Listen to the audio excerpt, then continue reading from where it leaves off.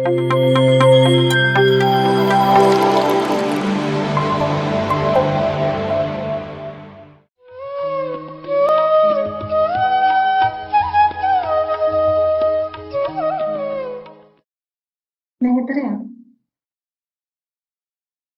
ಅತ್ತಲಿತ್ತ ಹರಿವ ಮನವ ಚಿತ್ತದಲ್ಲಿ ನಿಲ್ಲಿಸಬಲ್ಲಡೆ ಅನ್ನುವಂಥದ್ದನ್ನ ಈ ಗಮನದ ಬಗ್ಗೆನೇ 12ನೇ ಶತಮಾನದಲ್ಲಿ ನಮ್ಮ ವಚನಕಾರರು ತಿಳಿಸಿದ್ದಾರೆ.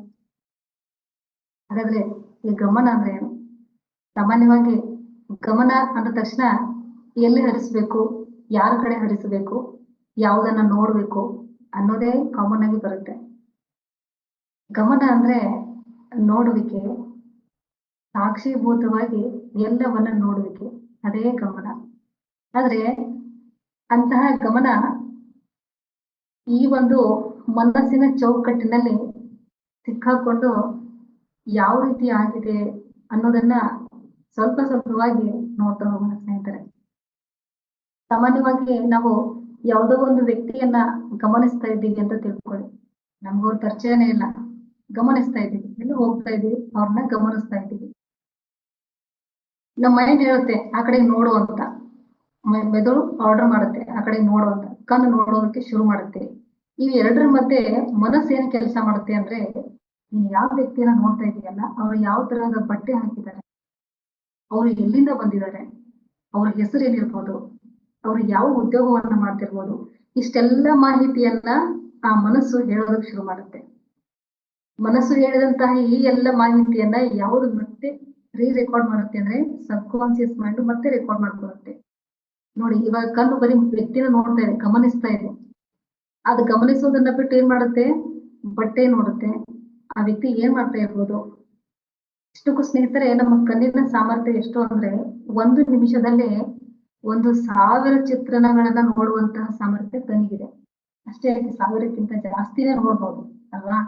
ಸೊ ಹಾಗಾಗಿ ಇಲ್ಲಿ ಗಮನಿಸುವಿಕೆಯ ಜೊತೆಗೆ ಏನ್ ಸೇರ್ತಾ ಇದೆ ಅಂತಂದ್ರೆ, ನಾನು ಯಾಕೆ ಈ ಮಾತನ್ನ ಹೇಳಿದೆ ಅಂದ್ರೆ, ಗಮನಿಸುವಿಕೆಯ ಜೊತೆಗೆ ಯಾವ್ದೆಲ್ಲ ಸೇರ್ತಾ ಇದೆ ಅಂದ್ರೆ, ನಮ್ಮ ಭಾವನೆಗಳು ಸೇರ್ತಾ ಇದೆ, ನಮ್ಮ ತರ್ಕಗಳು ಸೇರ್ತಾ ಇದೆ, ನಮ್ಮ ಆಲೋಚನೆಗಳು ಸೇರ್ತಾ ಇದೆ.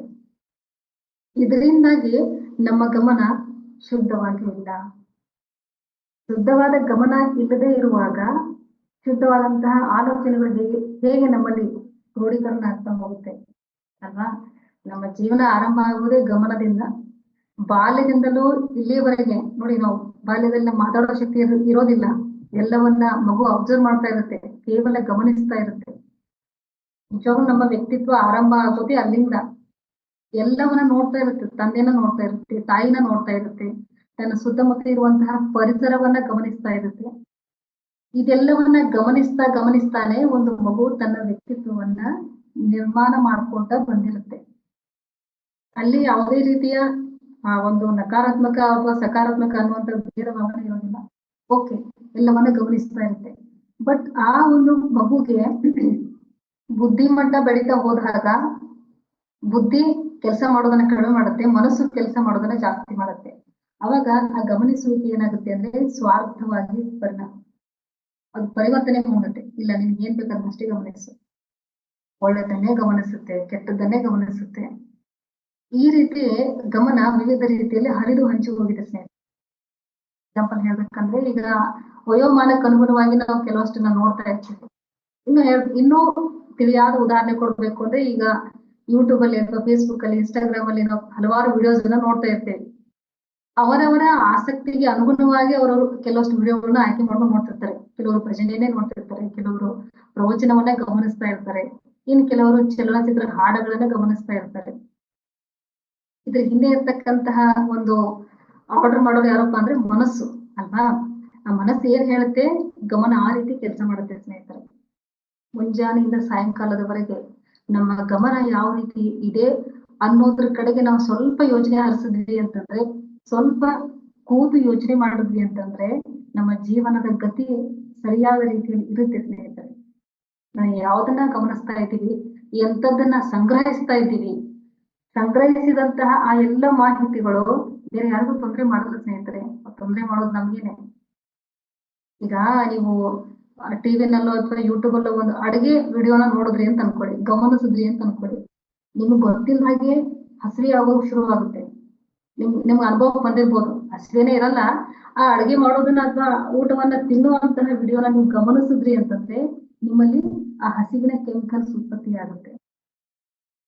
ಅಥವಾ ನಿಮ್ಮಲ್ಲಿ ಆ ಒಂದು ಕಾಮ್ಯ ಭಾವನೆಗಳು ಉತ್ಪತ್ತಿ ಆಗತಕ್ಕಂತಹ ವಿಡಿಯೋಸ್ ಅನ್ನ ಅಥವಾ ಯಾವುದೋ ಒಂದು ಚಿತ್ರಣ ನೋಡಿದ್ರಿ ಅಂತಂದ್ರೆ ನಿಮ್ಮಲ್ಲಿ ಆ ರೀತಿ ಭಾವನೆಗಳು ಉತ್ಪತ್ತಿ ಆಗುತ್ತೆ. ಅಂದ್ರೆ ನಮ್ಮ ಗಮನ ಯಾವ ರೀತಿ ಇದೆ ಆ ರೀತಿ ನಮ್ಮಲ್ಲಿ ರಾಸಾಯನಿಕ ಕ್ರಿಯೆಗಳು ಉತ್ಪತ್ತಿ ಆಗ್ತಾ ಹೋಗುತ್ತೆ, ದೇಹದ ಮೇಲೆ ಪರಿಣಾಮ ಬೀರುತ್ತೆ.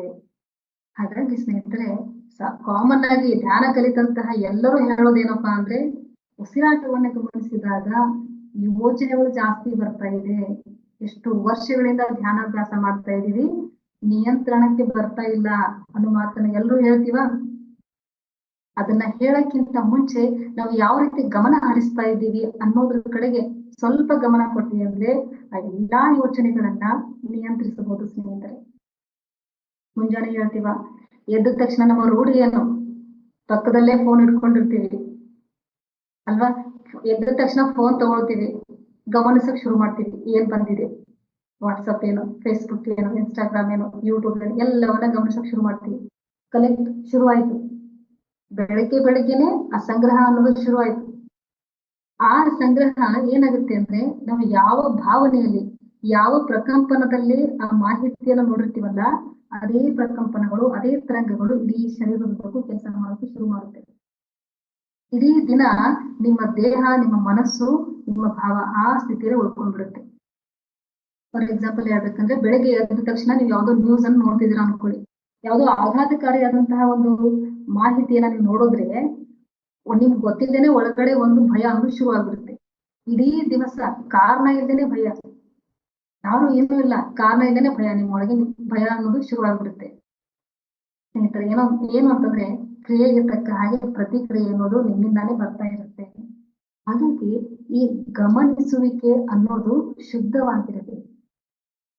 ಹೇಳಿದಾರಲ್ವಾ, ಕೆಟ್ಟದ್ದನ್ನ ನೋಡದಿರು, ಎಷ್ಟು ಚೆನ್ನಾಗಿದೆ, ಒಂದೇ ಒಂದು ಲೈನ್ ಸಾಕು, ಕೆಟ್ಟದ್ದನ್ನ ನೋಡ್ದಿರು. ಕೆಟ್ಟದಂದ್ರೆ ಯಾವುದು ಬೇಡ ಇರೋ ಚಿತ್ರಣಗಳು ಅಂತಲ್ಲ, ನೋಡುವಂತಹ ರೀತಿ, ನೀವು ನೋಡ್ತಿರ್ತೀರಲ್ಲ, ನಿಮ್ಮ ರೀತಿ ಕೆಟ್ಟದ್ದಾಗಿರ್ಬಾರ್ದು ಅಂತ, ನಿಮ್ಮ ಒಳಗಡೆ ಇರ್ತಕ್ಕಂತಹ ಭಾವ ಕೆಟ್ಟದ್ದಾಗಿರ್ಬಾರ್ದು.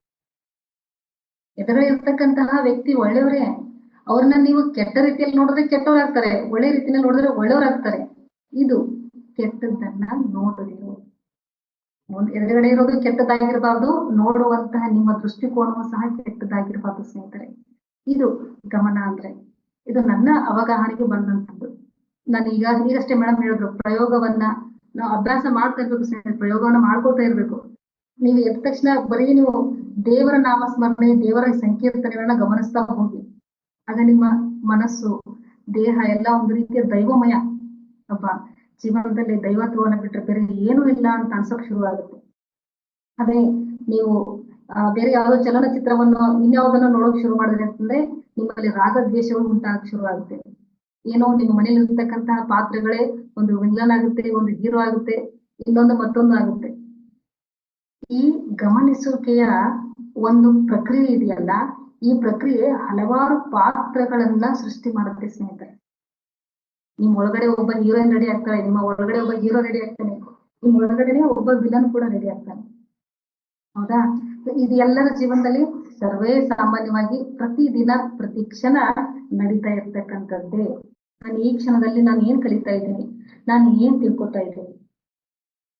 ಸ್ನೇಹಿತರೆ, ನಾವು ಯಾವುದೇ ಒಂದು ಮಾಹಿತಿಯನ್ನ ಸಂಗ್ರಹಿಸೋ ಕಾಲಕ್ಕೆ, ಯಾರ ಜೊತೆನೂ ಮಾತಾಡೋ ಕಾಲಕ್ಕೆ ಪ್ರೆಸೆಂಟ್ ಅಲ್ಲಿ ಇರೋದಿಲ್ಲ ನಾವು.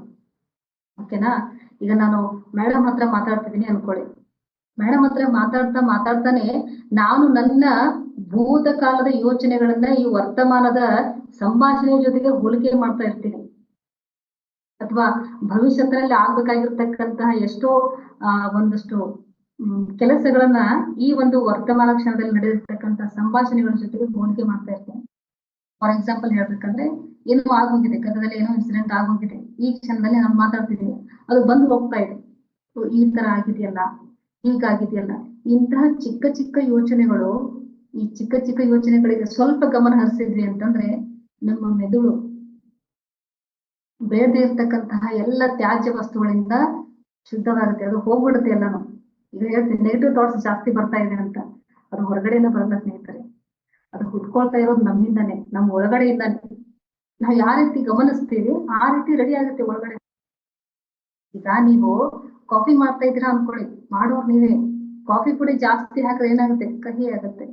ಜಾಸ್ತಿ ಸಕ್ಕರೆ ಹಾಕಿದ್ರೆ ಏನಾಗುತ್ತೆ? ಸಿಹಿ ಆಗುತ್ತೆ. ಪ್ರಮಾಣಬದ್ಧವಾಗಿ ನೀವು ಕಾಫಿ ಪುಡಿಯನ್ನ, ಸಕ್ಕರೆ ಪುಡಿಯನ್ನ, ಹಾಲನ್ನ ಪ್ರಮಾಣಬದ್ಧವಾಗಿ ನೀವು ಹಾಕಿದ್ರಿ ಅಂತಂದ್ರೆ ಅದೇ ಪ್ರಮಾಣಬದ್ಧವಾಗಿ ಹಾಕಿದಾಗ ಸಿಹಿಯಾಗಿ ಇರುತ್ತಲ್ವಾ? ಮಾಡೋರು ನಾವೇ, ಎಲ್ಲವನ್ನ ರೆಡಿ ಮಾಡ್ಕೊಳ್ತಾ ಇರೋರು ನಾವೇ, ಗಮನಿಸ್ತಾ ಇರೋರು ನಾವೇ. ಹೇಗಿರ್ಬೇಕು? ಏನನ್ನೇ ಗಮನಿಸಿ, ನೀವು ರೋಡಲ್ಲಿ ಹೋಗ್ತಾ ಇರ್ಬೇಕಾದ್ರೆ ವ್ಯಕ್ತಿಗಳನ್ನೇ ಗಮನಿಸಿ, ವಾಹನಗಳನ್ನೇ ಗಮನಿಸಿ. ಅದರಿಂದ ಮಾಹಿತಿ ಸಂಗ್ರಹ ಮಾಡಕ್ ಹೋಗ್ಬೇಡಿ. ಗಮನಿಸ್ತಾ ಇದ್ರೆ ಸುಮ್ನೆ ಗಮನಿಸಷ್ಟೇ. ಓಕೆ, ನೋಡ್ತಾ ಇದ್ದೀನಿ, ಎಸ್ ಅಷ್ಟೇ. ಹಾಗೆ ಮಾಡ್ತೀವಾ? ಇಲ್ಲ. ಇನ್ನೋ ನೋಡಿರ್ತೀವಿ, ಮನೆಗೆ ಬಂದ ತಕ್ಷಣ ಅದ್ರ ಕುರಿತಾಗಿ 1 ಗಂಟೆ ಮಾತಾಡಿರ್ತೀವಿ. ನಮ್ಗೆ ಗೊತ್ತಾಗಲ್ಲ ಸ್ನೇಹಿತರೆ, ಇದು ಎಷ್ಟು ಸೂಕ್ಷ್ಮ ವಿಚಾರ ಅಂತಂದ್ರೆ, ಯಾವುದೇ ವ್ಯಕ್ತಿಯನ್ನ ನೋಡಿರ್ಲಿ, ನೀವು ರೋಡಲ್ಲಿ ಹೋಗ್ತಾ ಇರ್ಬೇಕಾದ್ರೆ ಉದಾಹರಣೆಗಾಗಿ ಒಂದು ಆಕ್ಸಿಡೆಂಟ್ ಆಗಿದೆ ಅನ್ಕೊಳ್ಳಿ, ಅಥವಾ ಯಾರೋ ಜಗಳಾಡ್ತಾ ಇದ್ರೆ ಅನ್ಕೊಳ್ಳಿ. ಆ ವ್ಯಕ್ತಿಗಳು ಜಗಳಾಡಿ ತಮ್ಮ ಮನೆಗೆ ಹೋಗಿ ಆರಾಮಾಗಿ ರೆಸ್ಟ್ ಮಾಡ್ತಾ ಇರ್ತಾರೆ. ಆದ್ರೆ ನಮ್ಮ ಈ ಒಂದು ಮೈಂಡ್ ಅಲ್ಲಿ ಆ ಜಗಳ ಇನ್ನೂ ಹಾಗೆ ಕಂಟಿನ್ಯೂ ಆಗಿರುತ್ತೆ. ಹಾಗೆ ಗಮನಿಸುವಿಕೆ, ನಾವು ಅಷ್ಟು ದೀರ್ಘವಾಗಿ ನಮ್ ಕ್ಯಾರೆಕ್ಟರ್ನ ಅಲ್ಲಿ ಇಟ್ಟು ನೋಡ್ತಾ ಇದೀವಿ ನಾವು. ಇಂತಹ ಗಮನ ಬೇಡ ಅನ್ನೋದು ಸ್ನೇಹಿತರೆ. ಕೇವಲ ಧ್ಯಾನಕ್ಕೆ ಕೂತಾಗ ಮಾತ್ರ ನಮ್ಮ ಗಮನ ಶುದ್ಧವಾಗಿದ್ರೆ ಸಾಲದು. ಧ್ಯಾನದ ಇನ್ನುಳಿದ ಸಮಯದಲ್ಲಿ ನಾವು ಎಂತಹ ಗಮನವನ್ನ ಇಟ್ಕೊಳ್ತಾ ಇದ್ದೀವಿ, ಯಾವುದರ ಕಡೆಗೆ ಗಮನ ಹರಿಸ್ತಾ ಇದ್ದೀವಿ. ಗಮನ ಹರಿಸಪ್ಪ ಅಂದ ತಕ್ಷಣ ಅವ್ರ ಮನೇಲಿ ಏನಾಗಿದೆ, ಇವ್ರ ಮನೇಲಿ ಏನಾಗಿದೆ, ಆ ಸಮಾಚಾರ ಏನು, ಈ ಸಮಾಚಾರ ಏನು, ಇದೆಲ್ಲ ಸ್ನೇಹಿತರೆ. ಗಮನ ಅಂದ್ರೆ ನಿಮ್ಮ ಮೇಲೆ ಗಮನ, ನಿಮ್ಮ ಮನಸ್ಸಿನ ಮೇಲೆ ಗಮನ, ನಿಮ್ಮ ಭಾವನೆಗಳ ಮೇಲೆ ಗಮನ. ಏನೋ ಅರ್ಥ ಆಗ್ತಾ ಇಲ್ವಾ? ಸ್ವಲ್ಪ ಮನಸ್ಸು ವಿಚಲಿತ ಆಗಿದ್ಯಾ, ದುಃಖದಲ್ಲಿದ್ದೀರಾ, ಯಾರೋ ನಿಮ್ಮ ಹತ್ರ ಅದನ್ನ ಶೇರ್ ಮಾಡ್ಕೊಳ್ಳಿ. ಆದ್ರೆ ಅದನ್ನ ವಿಚಾರ ವಿನಿಮಯ ಮಾಡ್ತಾ ಅದನ್ನೇ ದೊಡ್ಡದು ಮಾಡಕ್ ಹೋಗ್ಬೇಡಿ. ಯಾಕಂದ್ರೆ ದುಃಖನೇ ಇರ್ಲಿ ಸುಖನೇ ಇರ್ಲಿ ಸ್ನೇಹಿತರೆ, ನಾವು ನೋಡಿ ಸಂತೋಷದ ಕ್ಷಣಗಳು ಜಾಸ್ತಿ ಹಂಚ್ಕೊಳ್ಳೋದಿಲ್ಲ. ಅದಾಗಿತ್ತು, ಬಹಳ ಹ್ಯಾಪಿ ಆಗಿದ್ವಿ, ಓಕೆ. ಬಟ್ ಏನಾದ್ರು ದುಃಖ ಆಗಿತ್ತು ಅಂದ್ರೆ ಅದನ್ನೇ ಜಾಸ್ತಿ ಹೇಳ್ತಾ ಇರ್ತೀವಿ. ಈ ರೀತಿ ನಾವು ಪದೇ ಪದೇ ಅದನ್ನೇ ಹೇಳ್ತಾ ಏನಾಗಿರುತ್ತೆ, ಅದು ಕ್ರೋಢೀಕರಣ ಶುರು ಆಗುತ್ತೆ. ಇಲ್ಲೂ ಕೂಡ ಗಮನಿಸುವಿಕೆ ಅನ್ನೋದಿದೆ. ಸ್ವಲ್ಪ ಇದ್ರ ಮೇಲೆ ಗಮನ ಹರಿಸಿದ್ವಿ ಅಂತಂದ್ರೆ ಅದು ಪ್ರಮಾಣ ಕಡಿಮೆ ಆಗ್ತಾ ಬರುತ್ತೆ. ಅದಕ್ಕೆ ಹೇಳಿದ ಸ್ನೇಹಿತರೆ, ಜಸ್ಟ್ ಅಬ್ಸರ್ವೇಷನ್. ಧ್ಯಾನಕ್ಕೆ ಕೂಡ್ತಾ ಇದೀವಾ, ನಾರ್ಮಲ್ ಆಗಿ ಕೂತ್ಕೊಂಡ್ಬಿಡಿ. ಗಮನಿಸೋದಕ್ಕೆ ಶುರು ಮಾಡಿ. ನಿಧಾನವಾಗಿ ಕೈಗಳನ್ನ ಜೋಡಿಸ್ಕೊಳ್ಳಿ, ನಿಧಾನವಾಗಿ ಕಾಲನ್ನ ಕ್ರಾಸ್ ಮಾಡ್ಕೊಳ್ಳಿ. ಗಮನಿಸ್ತಾ ಏನು ದೇಹ ಯಾವ ರೀತಿ ಕ್ರಿಯೆ ಮಾಡ್ತಾ ಇದೆ ಗಮನಿಸ್ತಾನೆ ಈ ಪೊಸಿಷನ್ ತಗೊಳ್ಳಿ. ನಿಧಾನವಾಗಿ ಗಮನಿಸ್ತಾನೆ ಕಣ್ಣನ್ನ ಮುಚ್ಚಿ. ಹಾಗೆ ಗಮನಿಸ್ತಾನೆ ನಿಮ್ಮ ದೇಹದಲ್ಲಿ ಏನೇನ್ ನಡೀತಾ ಇದೆ, ಯಾವ ರೀತಿ ಯೋಚನೆಗಳು ಬರ್ತಾ ಇದೆ, ಸುಮ್ಮನೆ ಗಮನಿಸೋದು ಶುರು ಮಾಡಿ. ಆವಾಗ ನಿಮ್ಮ ಗಮನ ಉಸಿರಿನ ಕಡೆಗೆ ನೈಸರ್ಗಿಕವಾಗಿನೇ ಹೋಗುತ್ತೆ. ನೀವು ಪ್ರಯತ್ನ ಮಾಡುವ ಅಗತ್ಯನೇ ಇಲ್ಲ ಸ್ನೇಹಿತರೆ. ಇವತ್ತಿನ ದಿವಸ ನಾನು ಬಯಸ್ಬೇಕಂತ ಇರ್ತಕ್ಕಂತಹ ಮಾಹಿತಿ ಏನಪ್ಪಾ ಅಂದ್ರೆ, ನಮ್ಮ ಗಮನ ಯಾವ ರೀತಿ ಇದೆ, ಯಾವ ರೀತಿ ನಾವು ಗಮನ ಹರಿಸ್ತಾ ಇದ್ದೀವಿ ಅನ್ನೋಂತ ಮಾತನ್ನ ಹೇಳ್ತಾ ಒಂದು ವಿಚಾರ ಹೇಳಿದೆ ಸ್ನೇಹಿತರೆ. ಬೆಳಗ್ಗೆ ಎದ್ದ ತಕ್ಷಣ ನಾವ್ ಏನನ್ನ ನೋಡ್ತೀವಿ, ಇಡೀ ದಿವಸ ಅದೇ ಆಗಿರ್ತೀವಿ ಅಂತ. ಸೊ ಒಂದು ಪ್ರಯೋಗ ಮಾಡೋಣ. ಏನಪ್ಪಾ ಅಂದ್ರೆ, ನಾಳೆ ಬೆಳಗ್ಗೆ ಎದ್ದ ತಕ್ಷಣ ನಾವು ಏನನ್ನ ಗಮನಿಸ್ಬೇಕು, ನಿಮ್ಮ ಭಾವ ಯಾವ ರೀತಿ ಇದೆ, ನಿಮ್ಮ ಯೋಚನಾ ಒಂದು ಲಹರಿ ಯೋಚನೆಗಳು ಯಾವ ರೀತಿ ಬರ್ತಾ ಇದೆ ಅನ್ನೋದನ್ನೇ ಚರ್ಚೆ ಮಾಡೋಣ. ಓಕೆನಾ? ಇದು ಬದಲಾವಣೆಯ ಮೊದಲ ಹೆಜ್ಜೆ. ಯಾಕಂದ್ರೆ ಪತ್ರಿ ಸರ್ ಎಲ್ಲವನ್ನ ಹೇಳ್ಕೊಟ್ಟಿದ್ದಾರೆ. ಧ್ಯಾನ ಮಾಡಿ ಅಂತ ಹೇಳಿದ್ದಾರೆ. ಆ ಧ್ಯಾನ ಮಾಡಿ ಅಂತ ಹೇಳಿದ್ರಲ್ಲಿ ಎಲ್ಲಾನು ಬಂತು, ಅಳವಡಿಸ್ಕೊಳ್ಳಿ ಅಂತ ಅದು ಅಷ್ಟೇ. ಓಕೆನಾ? ಅಳವಡಿಸ್ಕೊಳ್ಳೋದಕ್ಕೆ ಒಂದು ಹೆಜ್ಜೆ ಇಟ್ಟಿದೀವಿ. ವ್ಯಕ್ತಿತ್ವದಿಂದ ಅಸ್ತಿತ್ವ ಅಂದ್ರೆ ತುಂಬಾ ದೊಡ್ಡದು. ನಮ್ಮ ಅಸ್ತಿತ್ವನೇ ತುಂಬಾ ದೊಡ್ಡದು. ಅದನ್ನ ಕಂಡುಕೊಳ್ಳುವಂತಹ ಒಂದು ಸಮರ್ಪಕವಾದ ಪ್ರಯತ್ನವನ್ನ ಅಷ್ಟೇ ಸಮರ್ಪಕವಾಗಿ ನಾವೆಲ್ಲರೂ ನಿರ್ವಹಿಸೋಣ ಅಂತ ಹೇಳ್ತಾ ಇದ್ದೀನಿ. PMC ಕನ್ನಡ ಚಾನೆಲ್ ಅನ್ನು ಲೈಕ್ ಮಾಡಿ, ಶೇರ್ ಮಾಡಿ, ಸಬ್ಸ್ಕ್ರೈಬ್ ಮಾಡಿ ಮತ್ತು ಮಾಡಿಸಿ. ಎಲ್ಲರಿಗೂ ಧನ್ಯವಾದಗಳು.